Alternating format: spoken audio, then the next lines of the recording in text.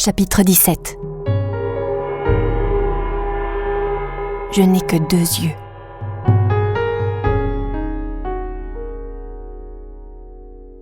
Ce fut un samedi venteux, peu avant 8 heures du soir, que le téléphone sonna. Assise sur le balcon, une couverture étendue sur les genoux, enveloppée dans une parka matelassée, Aomame surveillait le toboggan éclairé par le lampadaire au mercure. Elle avait enfoui ses mains sous la couverture pour ne pas avoir les doigts engourdis. Le toboggan désert ressemblait au squelette d'un gigantesque animal disparu à l'ère glaciaire. Rester longuement assise à l'extérieur par une nuit très fraîche, ce n'était peut-être pas souhaitable pour l'embryon. Mais Aomame se disait que le degré de froid n'était tout de même pas dramatique. Même si la surface de son corps était glacée, le liquide amniotique conservait la même température que le sang.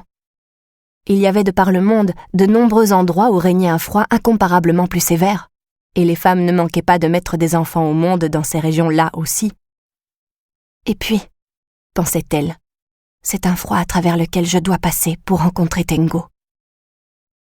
Comme toujours, la grande lune jaune et la petite verte se côtoyaient dans le ciel hivernal.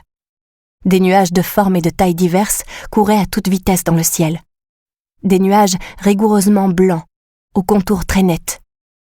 Ils lui évoquaient des blocs de glace dure que la fonte des neiges aurait fait charrier par une rivière en direction de la mer. Alors qu'elle regardait ces nuages dans la nuit, d'où venaient-ils? Elle l'ignorait. Où disparaîtraient-ils? Elle l'ignorait aussi. Elle avait la sensation qu'elle était elle-même transportée dans une région proche du bout du monde. Ici, c'est l'extrême nord de la raison, songeait Aomame. Il n'existe plus rien au-delà du nord d'ici. Après, seul s'étend le chaos du néant.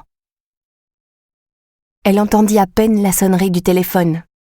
Elle avait entrebâillé la porte vitrée. Et puis elle était absorbée dans ses réflexions.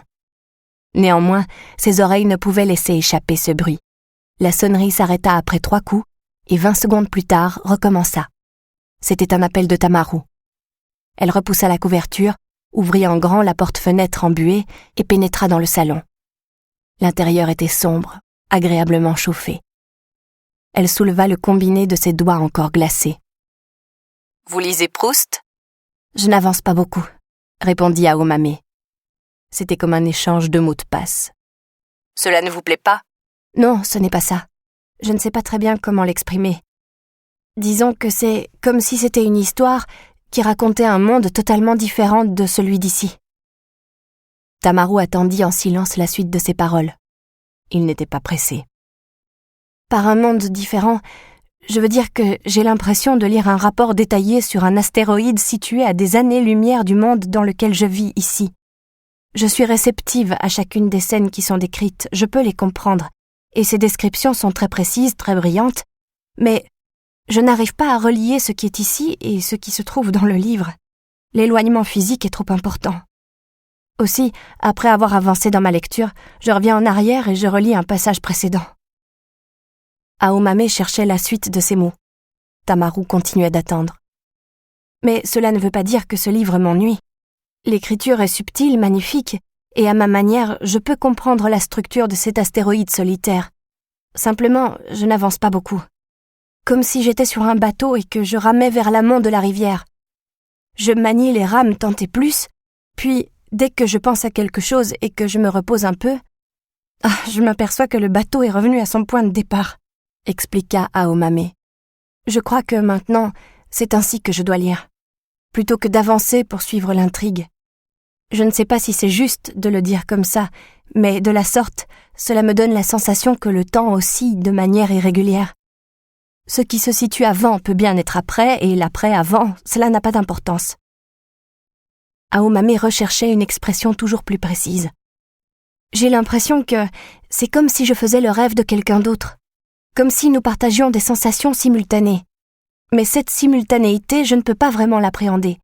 Même si nos sensations sont très proches, en réalité, la distance entre nous est immense.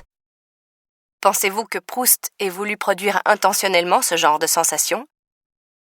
Aomame l'ignorait. En tout cas, observa Tamaru, dans ce monde si réel, le temps va constamment vers l'avant. Il ne retarde pas et ne recule pas non plus. Bien sûr, Dans le monde réel, le temps va vers l'avant. En disant ces mots, Aomame jeta un regard vers la porte vitrée. Vraiment, le temps s'écoulait-il à coup sûr vers l'avant? Les saisons ont changé et l'année 1984 s'approche bientôt de son terme, poursuivit Tamaru. Je crois que je ne pourrai pas achever à la recherche du temps perdu d'ici à la fin de l'année. Cela ne fait rien, répondit Tamaru. Prenez tout votre temps. C'est un roman qui a été écrit il y a plus de 50 ans. Ce n'est pas comme s'il était bourré d'informations de dernière minute. Peut-être, songea Aomame, mais peut-être pas. Elle ne pouvait plus désormais se fier totalement à ce que l'on appelait le temps. Et sinon, demanda Tamaru. Ce qui est à l'intérieur de vous, ça va? Pas de problème pour le moment. Parfait, répondit Tamaru. Bon, par ailleurs, vous êtes au courant, je crois, de ce petit bonhomme chauve non identifié qui rôdait aux alentours de la résidence. Oui. Il est réapparu? Non, on ne l'a pas vu récemment. Il a traînassé 2 jours dans le coin et hop, il s'est volatilisé. Mais il est allé à l'agence immobilière la plus proche, il a fait mine de rechercher un appartement à louer et il a soutiré des informations sur la safe house. En tout cas, il a une allure qu'on ne risque pas de louper. Et en plus, il porte des vêtements criards. Tous ceux qui m'ont parlé de lui s'en souviennent. C'était un jeu d'enfant de remonter sa piste. Ça ne colle pas avec quelqu'un qui mène une enquête ou qui part en reconnaissance. Exactement. Il a une dégaine qui ne convient pas à ce type de travail. Avec sa tête énorme, on dirait Fukusuke. Pourtant, je le crois habile. Il se sert de ses jambes et récolte les bons renseignements.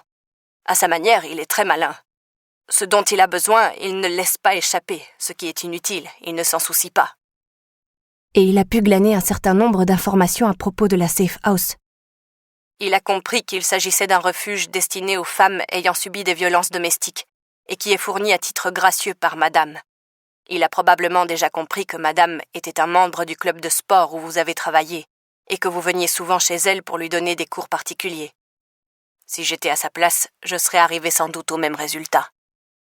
Vous voulez dire qu'il est aussi fort que vous? Tant que vous ne lésinez pas sur votre peine, vous pouvez apprendre comment recueillir au mieux les informations et vous entraîner à raisonner logiquement. Tout le monde peut en faire autant. Je n'aurais jamais pensé qu'il y avait beaucoup de gens pareils dans le monde. Il en existe quelques-uns. Des pros. Aomame s'assit et se toucha le bout du nez. Il était encore glacé. Et cet homme, donc, n'est plus réapparu aux alentours de la résidence? Demanda-t-elle. Il s'est sûrement aperçu qu'il n'avait que trop attiré l'attention. Il sait aussi que les caméras de surveillance ont enregistré ses faits et gestes. Il aura recueilli le plus rapidement possible tous les renseignements qu'il pouvait, puis il se sera déplacé sur un autre terrain de chasse. Autrement dit, à l'heure actuelle, il a compris qu'il y avait des liens entre Madame et moi, beaucoup plus étroits qu'entre une instructrice de sport et une riche cliente, et également que la safe house était rattachée à tout cela, et que nous avions mis en marche certains projets. Probablement, répondit Tamaru. À mon sens, ce type s'approche du cœur même des choses, pas à pas. Pourtant, à vous entendre, on dirait plutôt qu'il agit en solitaire et qu'il n'est pas lié à une grosse organisation. Oui, c'était mon impression. Sauf s'il s'agit d'un dessin bien particulier, il est impossible qu'une grande organisation se serve d'un individu à l'allure aussi voyante pour un travail d'investigation confidentielle. Mais alors, dans quel but? Pour qui mène-t-il cette enquête? Alors là, fit Tamaru. Ce que je comprends, c'est que le zigoto est astucieux et qu'il est dangereux. Au-delà, ce ne sont que des suppositions. Néanmoins, il me semble que les précurseurs sont liés à tout cela, sous une forme ou une autre. Telle est ma modeste hypothèse. Aomame réfléchit. Et l'homme a changé de terrain de chasse. Oui. Où s'est-il déplacé? Je l'ignore. Mais la logique me conduit à penser que le prochain endroit où il va vouloir se diriger, ou qu'il va chercher à atteindre, c'est le lieu où vous vous cachez en ce moment. Vous m'aviez pourtant dit qu'il était presque impossible de remonter jusqu'ici. Oui, en effet. Il serait impossible de découvrir la moindre relation entre votre cache et Madame. Tout a été effacé. Mais ce n'est valable que dans le court terme. Si le siège se prolonge, apparaissent des failles, quand on s'y attend le moins. Par exemple, vous sortez de cet appartement et par hasard, il vous aperçoit. Je dis ça juste comme une possibilité. Je ne sors pas d'ici, répondit Aomame d'un ton péremptoire. Ce n'était pas totalement exact. Elle avait quitté son appartement 2 fois. La première, lorsqu'elle avait couru jusqu'au jardin pour aller à la rencontre de Tengo. La seconde, lorsqu'elle était montée dans un taxi jusqu'à l'aire refuge, près de Sangenjaya, pour rechercher la sortie sur la voie express numéro 3. Mais il n'était pas question d'avouer cela à Tamaru. Comment pourrait-il donc me localiser ? Si j'étais lui, je réexaminerais encore une fois toutes les informations personnelles vous concernant. Quelle sorte de femme êtes-vous ? D'où venez-vous ? Qu'avez-vous fait jusqu'à présent ? À quoi pensez-vous à l'heure actuelle ? Que recherchez-vous ou pas ? Je recueillerai le plus de renseignements possible, et puis je les alignerai sur la table, je les vérifierai et je les analyserai méticuleusement. En somme, ce serait une mise à nu ? Voilà. Je vous mettrai à nu sous une puissante lumière froide. J'utiliserai une loupe et des pincettes et je procéderai à un examen exhaustif jusqu'à ce que se dessinent les grandes lignes de votre mode de pensée et de votre conduite. Je ne suis pas très sûre de vous suivre. L'analyse de mes habitudes pourrait avoir pour conséquence d'indiquer le lieu où je me trouve maintenant ? Ça, je n'en sais rien, répondit Tamaru. Cela pourrait peut-être l'indiquer ou peut-être pas. C'est du cas par cas. Je dis seulement que c'est ce que moi je ferais.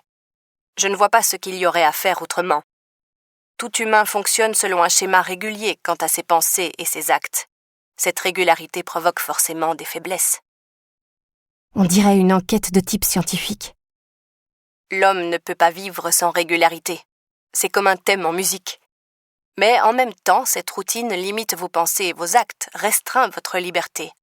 Elle détermine vos priorités et, dans certains cas, elle réfute votre logique. Pour évoquer notre situation, vous dites que vous ne voulez pas bouger de là où vous êtes, ou du moins que jusqu'à la fin de l'année, vous refusez d'être déplacé dans un lieu plus sûr.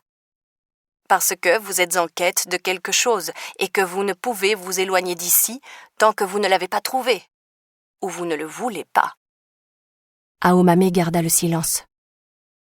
De quoi s'agit-il ? Quelle est l'intensité de votre quête ? Je l'ignore. Je n'ai nulle intention de m'en enquérir.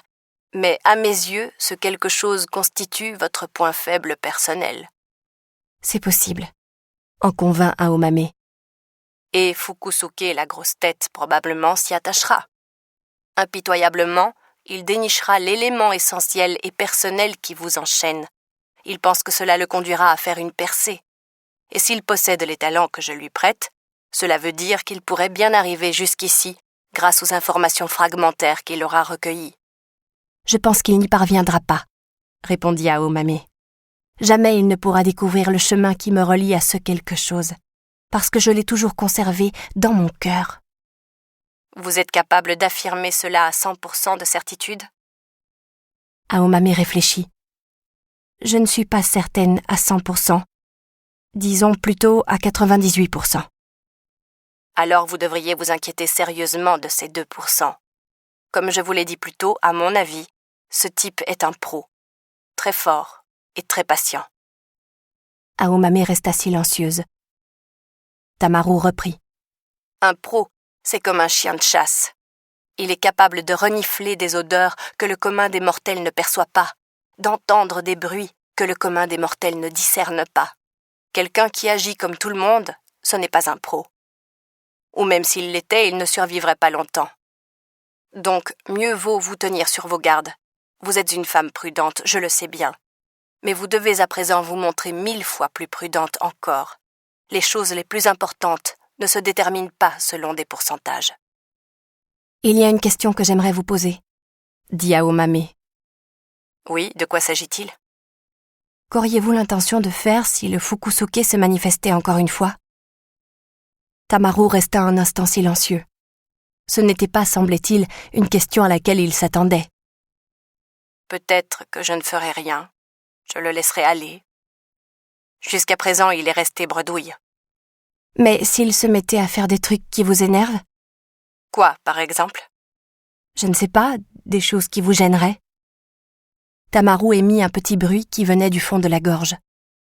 Eh bien, je lui enverrai un message, d'une façon ou d'une autre. Un message de pro à pro ? Sans doute, Commença Tamaru. mais avant d'en arriver là, je devrais vérifier avec qui il travaille. S'il se révélait qu'il avait des soutiens par derrière, c'est moi qui serais dans une posture dangereuse. Je ne bougerai pas tant que je ne me serai pas assuré de tout cela. Avant de sauter dans une piscine, on s'assure de sa profondeur. Si vous voulez. Mais vous présumez qu'il agit seul, qu'il n'a pas de soutien. Ah oui, c'est ce que je présume. Il arrive aussi que mes intuitions me trompent. Et puis, malheureusement, je n'ai pas des yeux derrière la tête. Répliqua Tamaru. En tout cas, restez bien attentive à tout ce qui vous entoure. S'il n'y a pas quelqu'un de suspect, si quelque chose n'a pas changé dans l'environnement, si quelque chose d'inhabituel ne s'est pas produit. Si vous constatiez le plus petit changement, faites-le moi savoir. D'accord, je serai prudente, promit Aomame. Bien sûr, se disait-elle. Je recherche Tengu. Je ne laisserai donc rien échapper, y compris les détails les plus minimes. Et comme Tamaru vient de le dire, moi non plus, je n'ai que 2 yeux. Voilà à peu près tout ce que je voulais vous dire. Conclut-il. Et madame, comment se porte-t-elle ? Demanda Aomame. Elle va bien. Répondit Tamaru. Puis il ajouta. Peut-être simplement est-elle plus silencieuse. Ce n'est déjà pas une femme qui, de tempérament, parle beaucoup. Tamaru eut une sorte de petit gémissement de fond de gorge. Son arrière-gorge était, semble-t-il, un organe destiné à exprimer ses émotions particulières. Encore plus, dirais-je. Aomame imagina la vieille dame assise seule sur une chaise en toile dans la serre, en train d'observer sans se lasser les papillons qui voletaient paisiblement ici et là. À ses pieds était posé un grand arrosoir. Aomame savait parfaitement à quel point la vieille femme pouvait respirer silencieusement. « Je vous mettrai une boîte de madeleines dans la prochaine livraison », déclara finalement Tamaru. « Elles auront peut-être une bonne influence sur le cours du temps. » « Merci », répondit Aomame.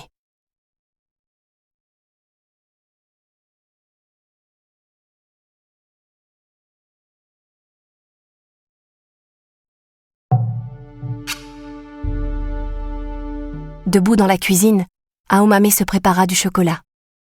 Avant de retourner sur le balcon pour reprendre sa surveillance, il lui fallait se réchauffer le corps. Elle fit bouillir du lait dans une casserole, y versa de la poudre de cacao. Elle remplit un grand bol du mélange et ajouta sur le dessus de la crème fouettée préparée à l'avance. Elle s'assit à la table et but lentement son chocolat en se remémorant chacune des paroles de l'échange avec Tamaru. Je serais mise à nu par les mains de Fukusuke à la tête tordue, sous une lumière crue et froide. L'homme était un pro compétent et dangereux. Elle remit sa parka, entoura son cou d'une écharpe, et tenant à la main son bol de chocolat à moitié bu, retourna sur le balcon. Elle s'assit sur la chaise, posa la couverture sur ses genoux. Le toboggan était désert, comme toujours. Elle remarqua seulement un enfant qui sortait du jardin précisément à cet instant. À une heure pareille, bizarre qu'un enfant se rende seul dans un jardin. Un enfant à la silhouette trapue, coiffé d'un bonnet en tricot. Mais depuis l'intervalle entre la plaque protectrice et la rambarde du balcon, elle ne le voyait que de haut, selon un angle étroit. L'enfant traversa son champ de vision très rapidement et disparut immédiatement à l'ombre d'un bâtiment. Pour un enfant, sa tête lui parut bien grosse, mais c'était peut-être juste son imagination. En tout cas, ce n'était pas Tengu. Aomame ne s'y attarda pas. Elle se réchauffait la paume des mains en buvant son chocolat et reporta les yeux sur le toboggan, puis observa le ciel où défilaient continuellement des bancs de nuages. Ce n'était pas un enfant qu'avait aperçu Aomame l'espace d'un éclair, bien entendu. C'était Ushikawa. S'il avait fait un peu plus clair, ou si elle avait pu le voir un peu plus longtemps, elle aurait certainement deviné que la grosseur de cette tête ne pouvait être celle d'un jeune garçon. Et elle en serait sûrement arrivée à penser que ce nabo à tête de Fukusuke était bien l'individu que Tamaru lui avait décrit. Mais Aomame avait entrevu sa silhouette tout juste quelques secondes, et son angle de vue n'était pas propice. Pour les mêmes raisons, bien heureusement, Ushikawa de son côté n'avait pas vu Aomame installée sur le balcon. Ici, un certain nombre de « si » nous traversent l'esprit.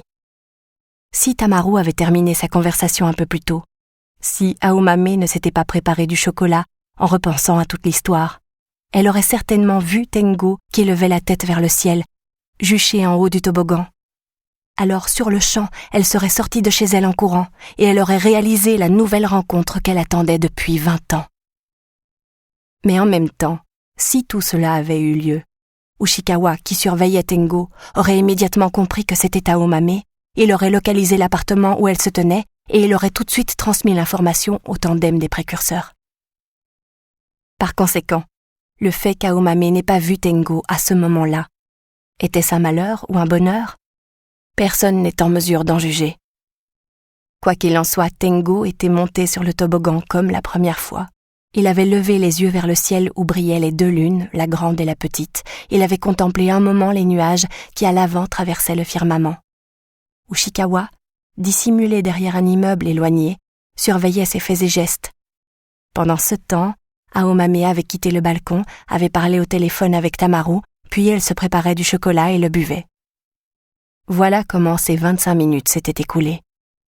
En un certain sens, c'était 25 minutes décisives. Quand Aomame avait enfilé sa parka et qu'elle était retournée sur le balcon avec sa tasse à la main, Tengo avait déjà quitté le jardin. Ushikawa n'était pas tout de suite sur ses talons. Il devait s'assurer d'abord qu'il ne restait personne dans le jardin. Une fois qu'il eut terminé cette vérification, Ushikawa sortit en hâte du jardin, et ce fut durant ces toutes dernières secondes qu'Aomame l'aperçut depuis son balcon. Les nuages continuaient à traverser le ciel à grande vitesse. Ils s'enfuyaient vers le sud, arrivaient sur la baie de Tokyo et surplombaient ensuite l'immense océan Pacifique. Quel serait leur destin ultérieur, on l'ignore. Tout comme personne ne sait quelle est la forme que revêt l'âme après la mort. En tout cas, le cercle se resserrait, mais ni Aomame ni Tengo ne savaient que le cercle se rétrécissait rapidement autour d'eux. Ushikawa ressentait le mouvement parce que c'était lui qui mettait en branle l'encerclement. Même à ses yeux, pourtant, la totalité du tableau n'apparaissait pas. L'essentiel, il l'ignorait. Il ne savait pas que la distance entre lui et Aomame n'était que de quelques dizaines de mètres. Et, chose exceptionnelle pour Ushikawa, lorsqu'il était sorti du jardin, il avait la tête pleine de confusion et d'incohérence. Il était incapable de réfléchir méthodiquement. À 10 heures, le froid se fit plus intense. Aomame se résigna à se lever et à rentrer dans l'appartement. Elle se déshabilla, se plongea dans un bain chaud. En se dépouillant dans l'eau brûlante du froid qui l'imprégnait, elle posa ses paumes sur le bas de son ventre. Elle ne sentait encore qu'un léger renflement. Elle ferma les yeux, chercha à ressentir la petite chose. Il ne restait pas tellement de temps. Aomame devait le dire à Tengo, qu'il avait engendré cet enfant, et qu'elle cherchait à le protéger au prix d'une énergie désespérée. Elle se changea, se mit au lit, se tourna sur le côté dans le noir et s'endormit. Peu avant d'entrer dans le sommeil profond, elle rêva de la vieille femme. Aomame se trouvait dans la serre de la résidence des Saules. Elle regardait les papillons en compagnie de la vieille dame. La serre était chaude et sombre, à l'image d'un utérus. Le caoutchouc qu'elle avait laissé chez elle se trouvait également là. Il avait été très bien entretenu. Elle avait du mal à le reconnaître tant il était florissant. Ses feuilles avaient retrouvé un vert vif. Un papillon qu'elle n'avait jamais vu, originaire des pays du Sud, était posé sur l'une de ses feuilles charnues. Il avait replié ses grandes ailes multicolores, il paraissait dormir d'un sommeil paisible. Aomame en était heureuse. Dans son rêve, son ventre était extrêmement gonflé. Le temps de la délivrance semblait proche. Elle pouvait entendre battre le cœur de la petite chose. Les battements de son cœur et ceux de la petite chose se mêlaient, formant ensemble une belle cadence. La vieille femme était assise à côté d'Aomame, très droite, comme toujours, les lèvres closes, respirant calmement. Ni l'une ni l'autre ne parlaient, afin de ne pas éveiller le papillon endormi. La vieille dame était parfaitement impassible, comme si elle n'avait pas remarqué qu'Aomame était à côté d'elle. Aomame savait qu'elle était bien protégée par la vieille femme.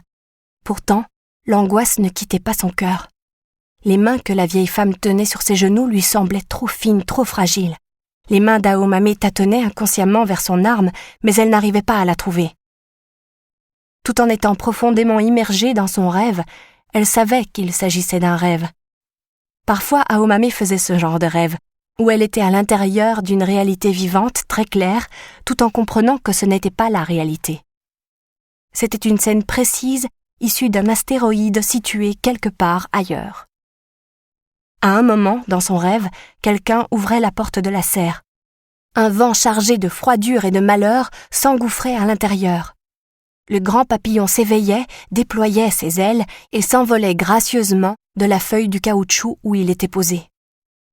Qui était-ce?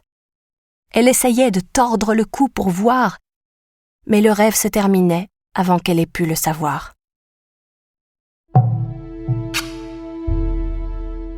Lorsqu'elle ouvrit les yeux, Aomame transpirait, une sueur désagréable et froide. Elle ôta son pyjama chaud, se sécha avec une serviette, enfila un nouveau t-shirt. Elle resta sur le lit un moment, redressée. Quelque chose de mauvais allait-il se produire? Quelqu'un allait-il chercher à s'en prendre à la petite chose? Ce quelqu'un était peut-être tout près. Elle devait trouver Tengo au plus vite. Mais qu'aurait-elle pu faire au-delà de surveiller le jardin chaque soir, si ce n'était de continuer à fixer son regard sur le monde prudemment, patiemment, sans relâche, sur une partie du monde étroitement délimitée, sur un point en haut de ce toboggan?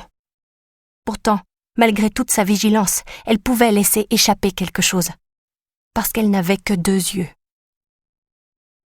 Aomame avait envie de pleurer, mais ses larmes ne coulaient pas. Elle s'allongea de nouveau sur le côté, dans le lit, posa ses paumes sur son ventre et attendit calmement que le sommeil la visite.